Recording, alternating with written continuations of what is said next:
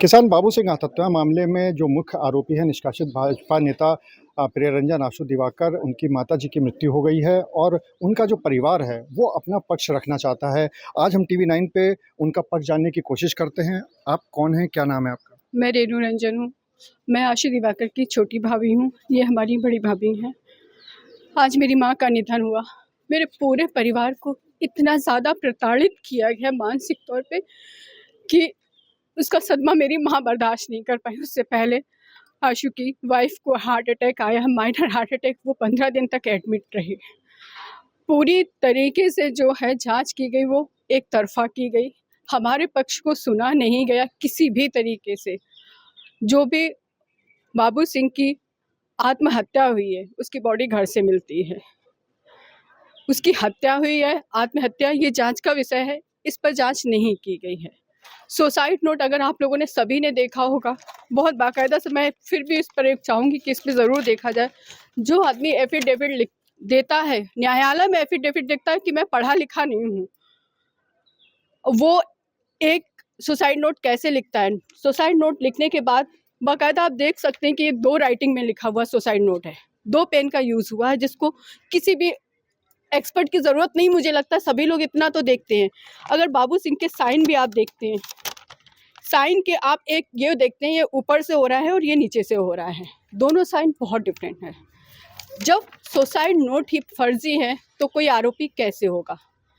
आशु ने ना कोई ज़मीन ली है, ना हमारे घर में वो ज़मीन किसी के नाम है, ना उन्होंने किसी को पैसे दिए। तो ये कैसे कह सकते हैं कि आपकी 6 करोड़ की ज़मीन उन्होंने ले ली? ये दूसरा लेटर मैं बिल्कुल दिखाना चाहूँगी आपको। जब वह ज़मीन नरेंद्र यादव के कब्जे में थी 10 से 15 साल, जिसके वो मालिक भी शायद नहीं थे, वो डरते थे। ये उनकी बेटी काजल का लेटर लिखा हुआ है। जब आशु से मदद मांगी उन्होंने कि भाई आप हमारी मदद करिए, मुझे नरेंद्र यादव से जान का खतरा है। और जब वो ज़मीन, वो क्योंकि उनके ड्राइवर उनके पास आते हैं, वो ड्राइवर के एक जो कि बीजेपी के नेता हैं, MBBS रहे, समाज सेवा रहे। मेरा परिवार पे कोई आरोप नहीं आज तक लगे, क्योंकि हम एक प्रतिष्ठित पढ़े लिखे और सभी लोग हमारे यहाँ प्रशासनिक सर्विस से रहे। उन्होंने ही एक राजनीति का कैरियर चुना।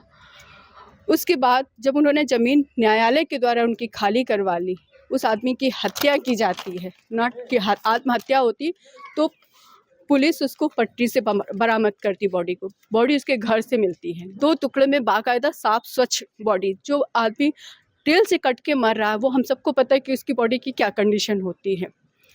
इतना बुरी तरीके से मतलब में एक तरफा सब चीज़ें रखी गई।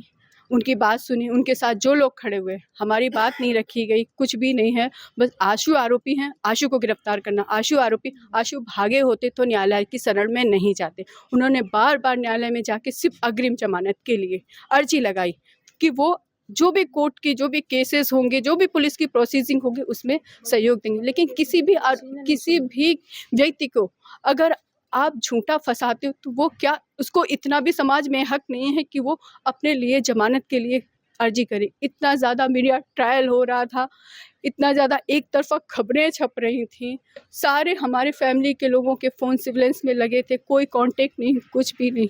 मेरी माँ किस तरह की रोज़ खबरें पढ़ के, रोज़ कुछ आ रहा, आज ये कर दो, आज 82 ले आओ, आज 83 ले आओ, आज इसका घर तोड़ दो, आज इनको मार दो। अरे दोषी हम हों, पहले ये तो साबित करो ना।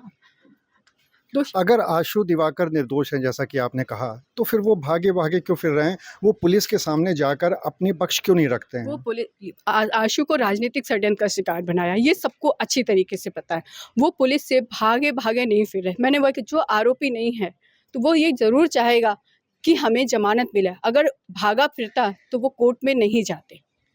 आदमी अगर भागता है कि मैं कोर्ट में, वो सिर्फ कोर्ट में अग्रिम जमानत के लिए, ना कि केस को करने, केस का फैसला जो भी होगा, कोर्ट का जो भी, अगर कोर्ट उनको दोषी मानती है। लेकिन एक कानूनी प्रक्रिया है, उसके तहत हाई कोर्ट से, लोअर कोर्ट से जब जमानत याचिका खारिज हो गई, अग्रिम जमानत याचिका खारिज हो गई, तो एक ये कोर्ट का प्रोसीजर है, तो उसके बाद फिर कानूनी रूप से क्या करेंगे आशु दिवाकर? उन्होंने प्रोसेस की। अब उनको बेल ना देना भी, आप सभी लोग शायद अगर ये जानते हैं कि 306 में अगर कोई तुरंत किसी से मिल रहा है, कुछ 306 में उसकी जब भी रजिस्ट्री हुई और आदमी 2 या 4 महीने बाद मर रहा है, 306 का अगर सभी को पता होगा कि उसका दोषी किस तरह से डिक्लेयर किया जाता है। इसमें तो कहीं भी आशु का रोल नहीं कि उससे कभी मिले हों या उन्होंने ज़मीन ली है।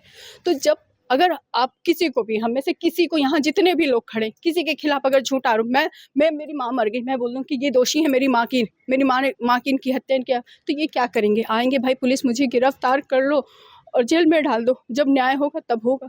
आज जब आप बेल सोचिए, आप एंटिसिपेटरी बेल नहीं मिलने दे रहे हैं, तो कल की क्या गारंटी लेते थे कि कल उनके साथ क्या होगा? आशु दिवाकर आएंगे? हम तो यही चाहेंगे कि वो आए। आज हमारी माँ इस तरह से बैठे और मैं चाहूँगी कि हमारे साथ भी न्याय हो, उनको बेल दी जाए और उनकी गिरफ्तारी नहीं हो, उनकी माँ की अंत्येष्टि तक उनकी गिरफ्तारी नहीं हो और न्याय हमें हो। हम योगी जी से भी निवेदन करते हैं कि हमारे साथ भी न्याय हो। आज हमारी माँ की लाश देखिए, आप देख सकते हैं मेरे घर की क्या दुर्दशा है, किस तरह से पुलिस मेरे घर के अंदर बैठी रही, दोनों मेरी भाभियाँ छोटी बेटी बनी रही। योगी तो जी से मेरा ये निवेदन है, वो बहुत कुशल प्रिय है, बहुत अच्छे इंसान है। अगर उनने उन बेटियों की सुनी तो इस बेटी की भी सुने। वो हमें भी न्याय दे, मेरी दादी जी को भी न्याय दिलाए, मेरे चाचा के साथ न्याय करे, हमारी भी सुनी जाए। वो निर्दोष है, प्लीज़ सुनिए योगी जी आप। अंतिम संस्कार कब करेंगे माता जी का?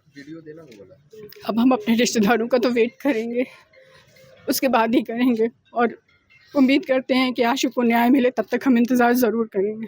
तो क्या ये आप कहना चाह रही हैं कि जब तक आशु को जमानत नहीं मिलेगी तब तक अंतिम संस्कार नहीं करेंगे? हाँ, हाँ नहीं करेंगे, क्योंकि उन्हें भी न्याय मिलना चाहिए। उन्होंने कुछ नहीं किया, निर्दोष हैं बिल्कुल। तो आप थे आशु दिवाकर के परिवार परिजन और उनका ये कहना है कि वो पूरी तरह से निर्दोष हैं। एक ही पक्ष सुना जा रहा है और दूसरे पक्ष नहीं सुना जा रहा। साथ ही साथ उनका ये भी कहना है कि उन्होंने सीएम योगी से गुहार लगाई है कि उनकी बात भी सुनी जाए और अगर वो निर्दोष हैं आशु दिवाकर, तो उनके साथ भी एक कानूनी रूप से उनका पक्ष भी रखा जाना चाहिए। साथ ही साथ उनका ये भी कहना है कि जब तक आशु दिवाकर के साथ न्याय नहीं होगा तब तक वो अपनी माता जी का अंत्येष्टि नहीं करेंगे। कैमरामैन शारिक खान के साथ अनुराग अग्रवाल, TV9 कानपुर।